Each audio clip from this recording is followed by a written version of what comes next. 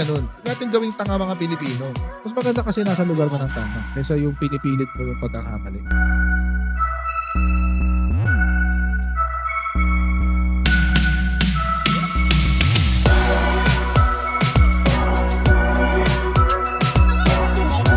Are they willing to go that far? Hindi nakakalimutan ng Pilipino yan hanggat di nasasagot. Sino ngayon nagsasabi ng totoo?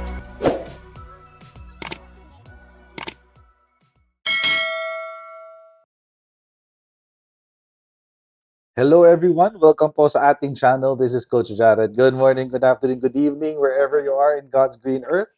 Ayan, change location tayo dahil nalobat ang aking laptop. At ang, alam nyo, nakakabwisit ngayon dito sa hotel kung nasa ako nakastay ngayon. May scarcity ng plug. Walang outlet. So bukas paglabas ko, bibili ako ng extension cord. At saka ito lang, tip ko lang sa mga hotel managers, ayan, tip ko lang sa inyo ha. Tip, sana pakinggan niyo, oo. Kapag maggagawa 'di ba sa mga hotels merong mga tables, mga office tables tapos na may outlet, 'di ba? Sana wag niyo sana gawin niyo siya na puwede yung pang MacBook na outlet. Yung higanting square. Kasi ang hirap men, hindi kasya dun sa outlet ng office table yung charger ko ng MacBook. Kaya change venue ako, dito ako sa sopa. Dito ako sa sopa ngayon. Oo, 'di ba? Ayokong buksan 'yun kasi makikita yung loob, makikita niyo yung misis ko natutulog. So, kaya ayun, 'di ba? Ano lang, tip tip lang naman, tip lang. Sana gawin niyo yung mga outlet niyo na MacBook friendly. Kasi 'di ba yung charger ng MacBook yung square na ang laki-laki, hindi ko naiintindihan bakit gano'n kalaki 'yun. Diyos ko, nakaka-stress men. Tulad kanina, Diyos ko, ano, sana all naka-Mac. Oo. Sana all talaga naka-Mac. Anyway, okey. Sino yung nagsabi nun, shoutout natin, si Macy Cat. Anyway, okey game. Oo, nasa hotel ako ngayon kasi I'm out of town. Oo, I'm, out of town on business. Oo, meron akong, mga aasikasuhin dito sa kung nasaan man ako ngayon, dapalop ng mundo. Oo. Usually naman hindi ako nagsasabi kung nasaan ako, eh. Malalaman na lang 'yan after na 'pag nakauwi na ako ng studio. Tulad nung tulad ng punta ako ng US. Inamin ko lang na nasa US na ako nung nakabalik ako ng Pilipinas. Dun ko lang inamin dun ko lang inamin na na pumunta ako ng US. Ang nakaalam na lang na alam lang well, yung iba ng hula kung nasaan ako, pero hindi ako umamin. Hmm. So, wala, hindi ako walang aminan. Joke. Ay, Diyos ko. Hmm, ha? Ah, ano ba? Anyway, for security purposes, yes, for security purposes kasi hindi natin alam kung sino yung 'di ba? Baka mamaya malalaman niyo na lang kapag nasaan na ako, after. Ay naku, pasensya na inabot na tayong madaling araw sa ating live stream 'no, 2:00 pa, mag-a-2:00 na. Pero it is what it is, tagal ng biyahe namin, tapos nagpahinga pa, tapos kumain ng dinner, yun patay. Nag-dinner kami 9:00 na ng gabi, Diyos ko. Hindi talaga aabot. Ano yun? Hmm, ah, anyway, so yun. One time, nag-live stream ako sa Banff. Yun, may mga nanghuhula sa live stream, sabi, "Nasa Banff ka." Ako, "Nasa Banff ka." 'Di ako umaamin. Nandun ako, ano ba yun, pangalan ng lake na yun? Lake Louise yata yun, sa Lake Louise. Eh, puro snow. Obvious na wala ako sa Pilipinas, eh. But anyway, Ay naku. Favorite place ko ngayon 'yan, yung Banff. That's my favorite place. Anyway, ha, pag-usapan ngayon natin 'tong topic na 'to. Pasensya na, okey lang ho ba na hindi ho muna tayo mag-shoutout? Oo, bawi ho ako sa inyo tomorrow kapag medyo naka-settle down na, mas maaga tayo nakapag-live, mas may oras, 'di ba? Ah, so yun. Okey, so pag-usapan ngayon natin 'to mga kababayan. Well, bago natin pag-usapan 'to si Kiko Barsaga, pag-usapan muna natin itong isang komento rin ni Ping Lacson na parang, um, napapaisip tuloy ako ngayon kung Senator Ping Lacson, okey ka pa ba? 'Di ba? Okey ka pa ba, Senator Ping Lacson? Kasi may kinoment siya dito kay ano, kay Libiste na hindi ko hindi ko alam kung seryoso ka ba, Senator Ping Lacson? Naaawa daw siya kay Libiste, oo. Naawa daw siya kay Libiste, sabi niya. Mm, nagulat nga ako, eh. Hindi ko naintindihan, ano po nakakaawa kay Libiste, Senator Ping? Pasensya na, binoto ko si Senator Ping, and I think he's really, alam mo yun, he's really um, more forthcoming than the other politicians. Pero talaga, kakaawa mo si Libiste? Wait, eto, hindi ako nagjo-joke diyan, guys. Papakita ko sa inyo, ha. Hindi joke yan, no joke yan. Yan. Anong sabi? Lacson, Lebiste naiiyak sa pag-atake sa kanya. Ay, ay, wait, wait, wait. Si Lebiste inaatake? Senator Ping, pasensya na, ha. Again, ako mga kababayan, I voted for Senator Ping. Hmm, pero parang di-disagree yata ako sa kanya dito. Sabi niya he feels for ano daw, he feels for, Leandro Lebiste. Sabi naantig, naantig yun, naantig ang puso, oo. Naantig si Senate President Pro Tempore Panfilo Ping Lacson kay Batangas 1st District Representative Leandro Lebiste matapos umano itong labis na maapektuhan ng mga batikos, sabi. Mm. Ayon kay Lacson, ikinuwento sa kanya ni Senator Loren Legarda na umiiyak si Lebiste habang inilalabas ang sama ng loob. So wait lang. Wait. So, bago tayo pumunta sa topic na 'to, mga kababayan. So, mukhang ngayon, mukhang ngayon, makukumpirma na itong 'di ba nitong nakaraan inaasar-asar lang natin si Leandro Lebiste kung nakakarating man sa kanya yung video. Inaalas ka lang natin na tatakbo siya sa nanay niya ta's kakanta siya ng, "Mama, I didn't mean to make you cry." 'Di ba? Ngayon, mukhang totoo na. Mukhang totoo ngang tumakbo kay nanay. Tumakbo kay mama. "Oh, mama, ooh, I don't wanna die." Diyos ko, takbo kay mama, ang laki-laki na, Diyos ko. Naging senador na nga siya, so that means he's above 25 years old. Oo, hmm. Ayun sabi niya, "My heart goes out to him." Ala siya, "My heart goes out to him." Oo, panoorin natin 'tong kanyang, actual na comment, guys. Alam nyo, with all the yung mga brickbats, mga criticisms na tatanggap ni Congressman Libiste, pasalamat na rin tayo na merong Congressman Libiste na at least naglalahad ng mga nalalaman niya na lumalabas talagang maski sinong tamaan, maski mga kasamahan niya. No, I'm not Problema nga dun sa mga palabas niya, ang tinatamaan lang yung mga kaaway niya, eh. 'Di ba? 'Di ba? Ano pa yun dun sa mga expose o dun sa mga pinapalabas, quote unquote. neto ni Leandro Leviste. Ang tinatamaan lang yung mga kaaway niya sa politika. Oo, mga kaaway lang sa politika. Hindi yung mga kaalyado niya. Hindi, imagine mga kababayan, eto si Leandro Leviste is quoted saying na walang 51 billion si Pulong Duterte. Wala raw insertion si Pulong Duterte. Sinabi. Oh, ha?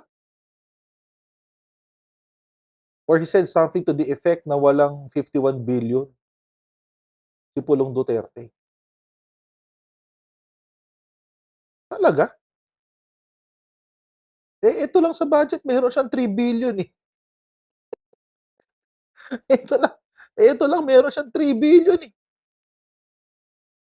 Hmm,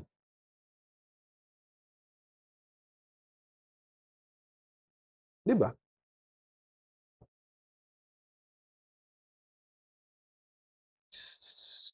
Ewan ko lang. Ewan ko lang. Pero naalala ko si Senator Ping Lacson din yung proud na proud nung nilaglag or nung naging whistleblower daw si Leandro Leviste doon sa DPWH na nangba-bribe daw sa kanya. Mm. Pero ang tunay na kwento pala mga kababayan, etong si Leandro Leviste at yung nanay niya ay matagal nang kausap yung District Engineering Office. Oo. Umamin si District Engineering Office na naglalagay siya. Pero ang sinasabi niya, hindi ito as if ngayon lang nangyari. Parang gano'n ang sinasabi ni District Engineering Office. Mm. So, parang alam niyo mga kababayan, parang proud na proud dun si Ping Lacson, eh. Tapos ito ngayon parang naaawa siya kay Leandro Leviste kasi daw, tawag dito, nag-e-expose lang naman, bumabatikos, nag-e-expose ng katiwalian. Kaso nga lang ang problema, unang-una are the exposés based on facts? Hindi, 'di ba? Hindi naman siya based on facts, eh. Based on, um, biased interpretation of a document, 'di ba? Doon galing yung criticism, eh. Merong dokumento, itong si Leandro Leviste, na hindi naman authenticated ng DPWH, tapos ang gagawin niya, ipo-post niya, tapos pagkatapos ng i-post, ang gagawin niya, maglalagay siya ng lalagyan niya ng intriga. Iintrigahin niya yung dokumento, sasabihin, bakit may ganitong insertion si ganyan? Bakit si Janet Garin may ganito? Bakit si ganito may ganyan? Etcetera, etcetera. 'Di ba? Tanim intriga. Yan talaga natututunan mo 'pag nag-OJT ka kay Digong. Magtatanim ka talaga ng intriga. Tanim intriga lang ang kaya mong gawin. Mm. Eto sabi nila, Not referring to Kiko Barsaga, ibang level naman 'yon. At least si Congressman Leandro Leviste, no, being raw, no, very raw as he is as a politician, no, hindi yung para makapag-put on the spot sa mga iba't ibang personalities. Wag na yung may motibo siyang political. No. The mere fact na meron siyang sinishare sa media, sa atin, at least merong vanguard, merong nga parang deterrent na merong isa na talagang magsasalita come what may. I don't mga kababayan, that's too much of a praise para sabihin na vanguard itong si Leandro Leviste. He's not even close to a security guard. Hindi nga siya close sa security guard, eh, vanguard pa. Although merong security agency na pangalan ay Vanguard, shoutout sa Vanguard, oo. Pero hindi siya Vanguard. No, he's not. Mm. Scammer pa nga yan, eh. 'Di ba? Scammer yan si Leandro Leviste. Ini-scam niya yung gobyerno, ini-scam niya si si MVP. O ngayon nang i-scam siya sa pamamagitan ng politika. Sabagay sa politika naman marami talagang scammer sa politika, maraming sinungaling na politiko, eh. Given na 'yun. Pero mga kababayan, maski hindi ba naisip ni Senator Ping Lacson na yung ginagamit na dokumento nitong si Leandro Lebiste, eh, galing sa nakaw? Nangharas ng empleyado ng DPWH itong si Leandro Lebiste para makuha yung mga dokumento na 'yan. Kaya nga hindi authenticated 'yan, eh. Kaya hindi authenticated 'yan, kasi galing 'yan sa illegal. Hindi pa niya naisip 'yun? Vanguard? No, he's not even close to be a vanguard. He's a criminal. He's a scam artist, plagiarist, criminal. He's not a vanguard. Mm. He's a spoiled rich kid who got used to getting his way, and if he doesn't, he'll throw a tantrum or he will what? He will gaslight you into believing that you're the one who did something wrong. Ganun siya. Mm. Ganun siya. And yun ang nangyari ngayon kay Ping Lacson. Si Ping Lacson ay namamanipula. Di ko alam kung dahil ba close sila ni Loren Legarda. I don't know. Di ko alam kung close sila ni Loren Legarda. Baka magkaibigan talaga sila. I don't know. But, ewan ko. Tuloy natin. Anyway, on the side lang ito. Nag-message nga sa akin si Senator Legarda. Sabi niya kung pwedeng ma-advisean to at least calm down a little. In fact, nag-arrange ka ng meeting si Congressman Libiste with me. And yun ang request ni Senator Legarda kasi nga dumadaing daw sa kanya. Bakit sabi niya, bakit si Senator Lacson ganun din naman ang ginagawa? Bakit ako ganitong katindi yung balik sa akin? So ito yung pagiging No, magkaiba kayo. Okay. Alam ko na kung bakit kung bakit na-manipulate to si Ping Lacson. It's a classic mirroring technique. Ginagawa yan ng scammer at saka mga gaslighter. Mirroring. Bakit si Ping Lacson? Pareho naman kami. Bakit siya? Hindi binabatikos, ako lang. Siyempre si Ping Lacson naman iisipin, taas ng tingin niya sa akin, pareho kaming anti-corruption, blah, blah, blah, blah, blah, blah. Di nabudol ka ngayon.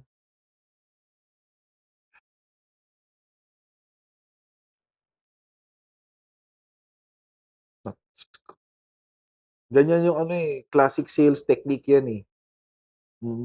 'Di ba 'pag binebentahan ka ng lupa or binebentahan ka ng kahit ano, sabihin sa'yo, "Alam mo pareho tayo, pareho tayong ganito, pareho tayong ganyan, pareho tayong naghahanap ng ganito, ganyan, ganyan.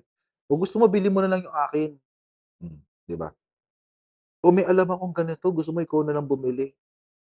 Oo, ta's ahente pala ng lupa or biglang insurance pala or networking pala, 'di ba? Networking pala mga kababayan, gano'n pala. Hmm. Correct.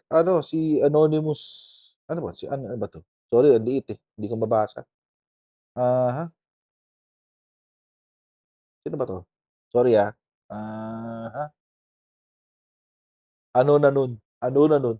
Sabi ano na nun, con artist daw si Lebiste. Correct, con artist talaga siya. Mm.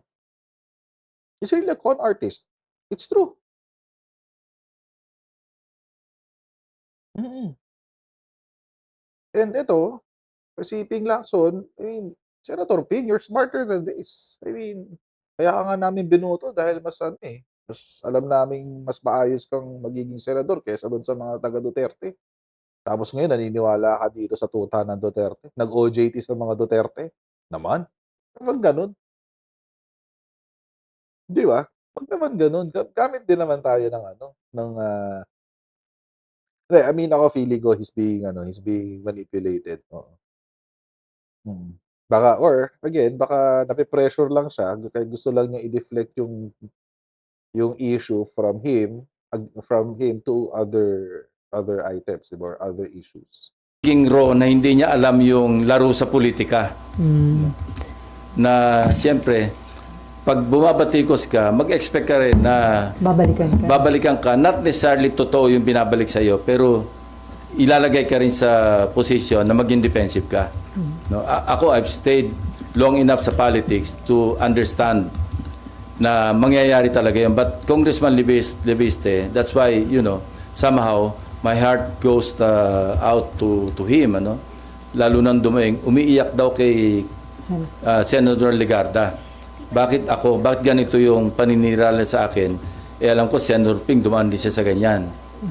Pero mas matindi raw yung balik sa kanya. Okay, wait lang. O, tama na kay Senator P. Actually, kaso hindi paninira eh. Buti sana kung paninira talagang totoo, tulad nung sinasabi ng mga DDS kay Martin Romualdez, yun, legit na paninira yun. Kasi walang proof, walang ebidensya. Walang proof of anything that will say na si Martin Romualdez is connected sa flood control scam. Other than sa mga iniimbento, tulad ng kay Orly Gutesa, tsaka itong itong bagong witness na, ewan ko, I don't want to dismiss it as early as now, pero tingnan natin, di ba? Ang problema kasi dito kay Leandro Leviste, may mga saksi. Tulad nung pagnanakaw niya ng dokumento sa DPWH. Sino ang nagsalita? Mga taga-DPWH. Mga empleyado ni Cabral. Yung mga walang laban. Etong sa DOE, Department of Energy. Hindi paninira na siya ay merong breach of contract. Kaya tinerminate yung kanyang mga kontrata. Breach of contract, breach of contract. Sa Tagalog, hindi ka sumunod sa kontrata. Kapag tayo hampas lupa, mga kababayan, ang hindi sumunod sa kontrata, anong nangyayari sa atin? May penalty tayo, di ba? Pag umabot pa tayo sa korte, magkakaroon ng liquidated damages. Good luck. Di ba? Di ba, pag umabot pa tayo sa korte, may liquidated damages pa. My goodness. Ang lala. Ang lala. Sobrang lala, guys. Tayong hampas lupa yun. Itong si Leandro Leviste, ano nangyari sa kanya?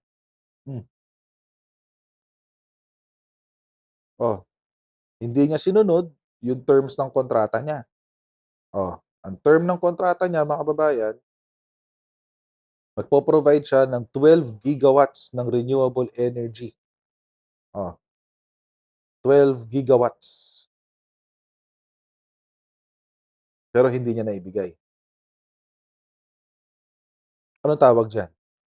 Sige, mga kababayan. Sa Tagalog, nasunod ba niya ang termino ng kanyang kontrata? Hindi. Breach of contract yun. Hindi mo sinunod yung terms of our contract. Therefore, you are in breach. Therefore, you'll be given a penalty. Lahat ng kontrata may ganun. Hindi ho yan chismis. Hindi yan invento. Hindi ho dapat kinakaawaan si Leandro Leviste. Dapat sa kanya tinuturuan ng leksyon. Kasi kulang siya sa palo. Diba? Oo, kulang siya sa palo. Ako agree din naman ako dyan, Noel Amudo. Kung ako ba naman, bigyan ba naman ako ng penalty ng Department of Energy na 24 billion, iyak din ako eh. 24 billion. Di ba? Kung ako bigyan ako ng penalty na 24 billion, iyak din ako eh. Di ba? Kasi kahit naman zero siguro, iyak dyan. 24 billion, my goodness. Saan ko hugutin yun? Kulang pa yung pagbebenta ko ng 2 kidneys ko dyan. Diba? Kung kahit ibenta ko, lapay ko, kulang na kulang. Diba? Mga kababayan, hindi pa kasama dyan yung sa franchise niya. Iba pa yung franchise. Yung solar para sa bayan, iba pa yun. Kahapon, pinag-usapan natin yung franchise. Iba pa yun. Ibang issue pa yun. Iyak ka talaga, eh. Anong gagawin kahit sino, eh. Diyos ko, my goodness. Hindi dapat kinakaawaan si Libiste kasi kapag si Libiste, eh, nakalusot dito ng walang consequence, ang pulitika niya magiging katulad nila Digong. He can do anything without consequence. Parang silang mga Duterte, 'di ba? Ano bang silbi ng gobyerno kung gano'n din lang naman ang sistema? Hmm.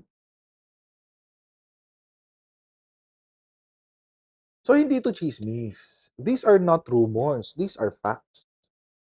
Number one, si Leandro Libiste ay nagnakaw ng dokumento sa DPWH.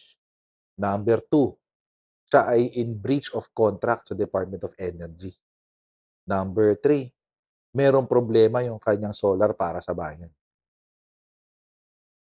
Hmm.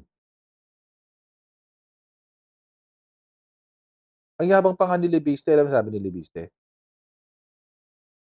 Ito. Ayan, oh, dine-defend niya yung kanyang firm. Ang sabi niya, aha, ayan. Ito. Ang kumpanyang itinatag ko ay nakapagpatayo ng pinakamalaking kapasidad ng renewable energy sa bansa at nakapagdala ng pinakamalaking foreign investment sa Pilipinas noong 2025. Ha? Wait lang, wait. Wait a minute. Wait a minute. Hmm. Kung yung kumpanya mo ay nakapagdala ng pinakamalaking foreign investment sa Pilipinas, bakit mo binenta? Hmm. Bakit mo binenta sa halagang 34 billion? Ang yabang, eh, 'no? Napakayabang, eh.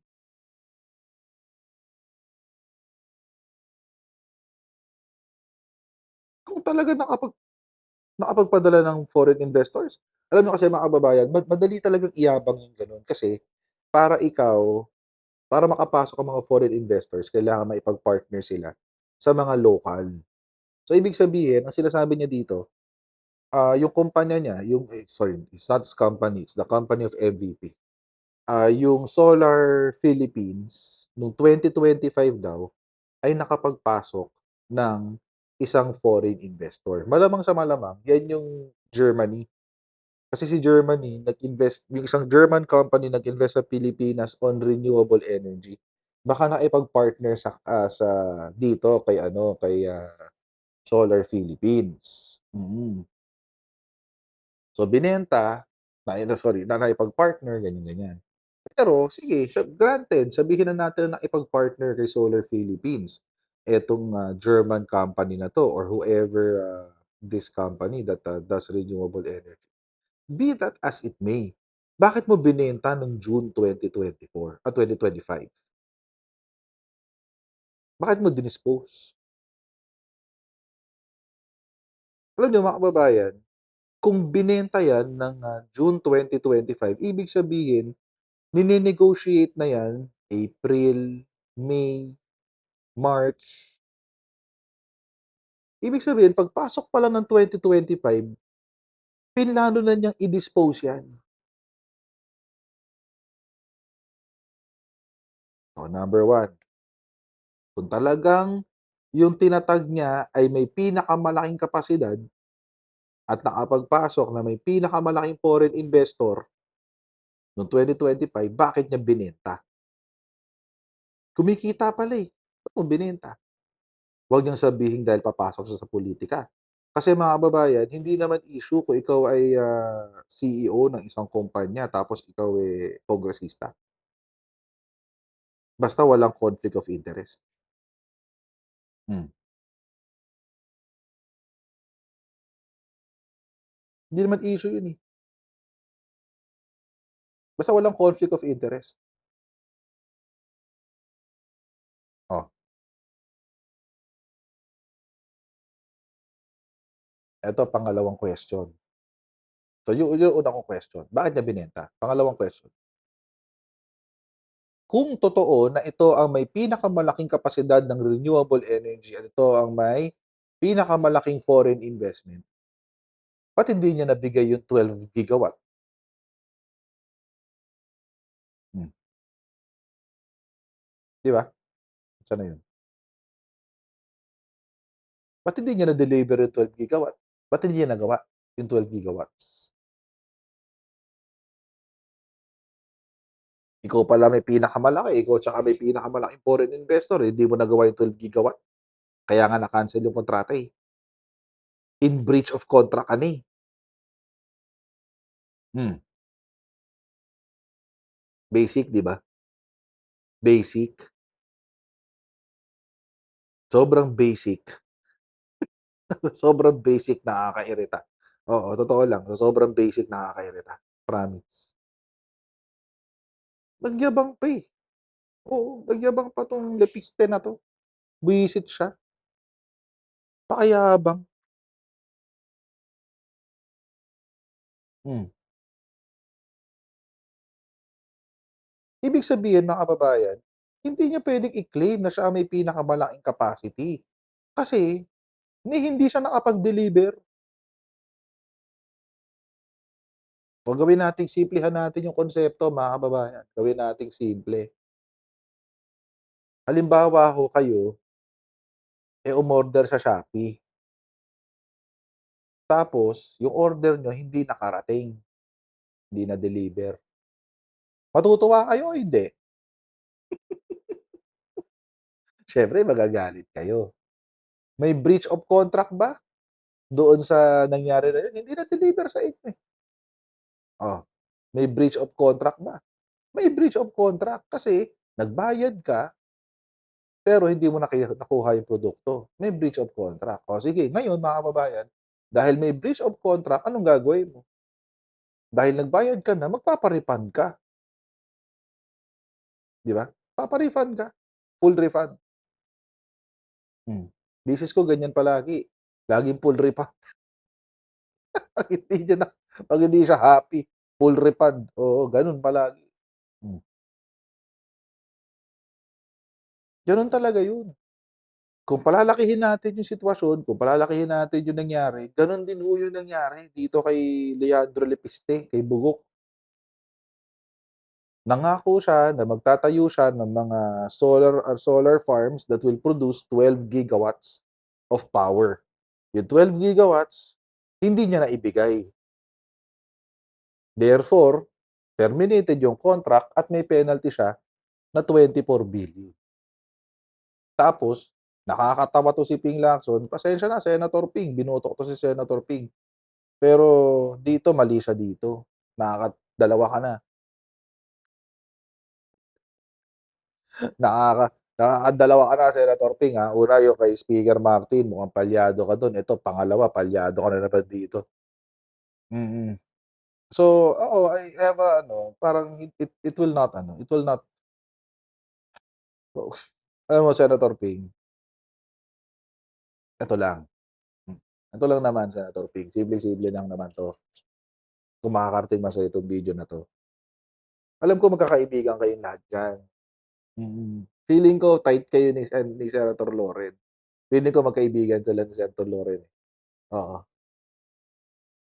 Pero mga kababayan, Senator P, you cannot afford to be, naive, for lack of a better term. Actually, masyado pa nga mabait, eh, para tawaging naive si Senator P. Hindi naman siya naive, pero parang naive siya, nagpapaka-naive siya kay Leandro Lebiste.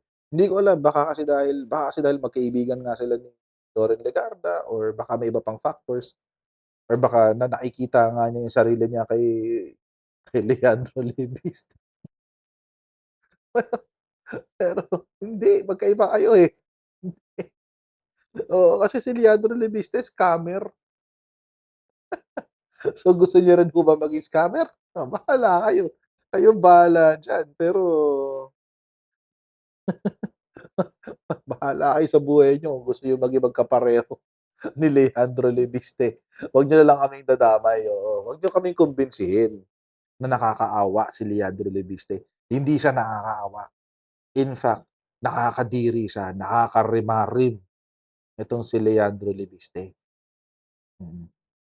So, kayo-kayo na lang. Huwag niyo na kaming bulahin. Kayo-kayo na lang, Senator Ping.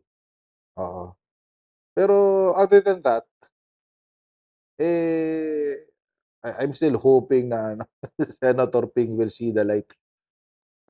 So mga kababayan, hanggang dito lang po muna tayo sa ating live stream for today. Kita-kita tayo bukas. Tomorrow po, mas maaga po tayo mag-live stream, ha? It's just a different situation today. Pero tomorrow, mas maaga po tayo mag-live stream, okay? So please don't forget to like, share, subscribe. I'll see you again in our next live stream, guys. Bye, everyone. See you. Bye-bye. Bye-bye.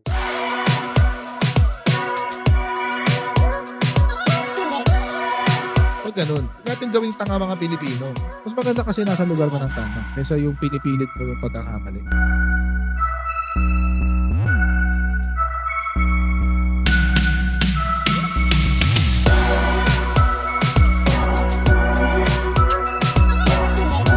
Are they willing to go that far? Hindi makakalimutan ng Pilipino yan hanggat di nasasagot. Sino ngayon nagsasabi ng totoo?